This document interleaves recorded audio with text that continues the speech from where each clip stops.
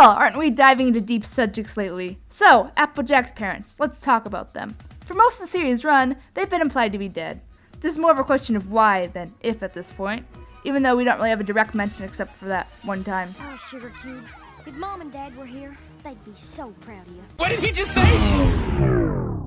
And before you call that confirmation, it's implied confirmation. Applejack didn't say, "Oh, Mom and Dad would be so proud of you if they were alive, Apple Bloom." She probably means it, but she didn't directly state it. See, you're learning what implied means. That being said, this has always been an odd choice for me. I mean, this seems like an arbitrary decision by Hasbro, when we're living in a world of video game violence, sexual themes, and other stuff being commonplace in media. To sugarcoat off-screen death is really old school. I know most will say that the target audience of 7 to 9 aren't directly consuming that media, but they aren't surrounded by it, and maybe get some whiffs of it if their parents aren't paying attention. Considering that this scene, for instance, doesn't really dance around the subject, and this is a movie that's made to be consumed by children, you see my point? Wait, do it again! I might be a horrible person. No, really.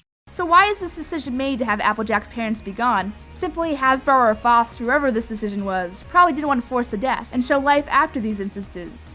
It could also mean they didn't want to address the issue directly, but the first option that I mentioned has a sense of subtle realism to it, I think. Plus, you know, the whole Big Mac speech makes much more sense in hindsight. The older figures, Applejack and Big Mac, have a bigger sense of responsibility to Apple Bloom here, which might explain their family dynamic. As for the why question, this plays into the unique family setup that breaks the traditional two-person household that many kids might relate to. For example, a child raised into a single-parent household might find comfort in that, in their fantasy world, not all families have a mother and father, and are similar to his or her setup. So that's my theory, something short and simple. Still, it doesn't seem natural that no one ever talks about it ever, even for the sake of moving on. But then again, the focus is always on something else in an episode, so Applejack never has time to think and mention in the past. And let's be honest, the dance around death is a recurring theme in children's fiction. Did Jet just die? You know, it was really unclear. But I disagree with that thinking. Something like drugs I can understand, but death is a natural part of life and children can be exposed to it at any age. So I'm not saying this treatment is wrong, and the show seems to have good inner reasons for keeping it that way, but yeah, it might do wonders if they were able to talk about it. So there's my 2 cents.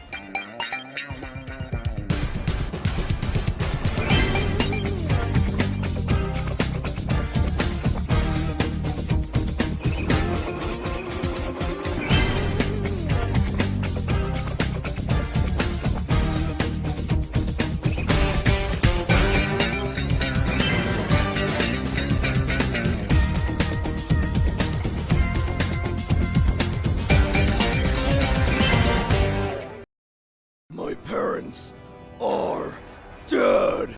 My parents are dead. My parents are dead. Batman does not eat nachos.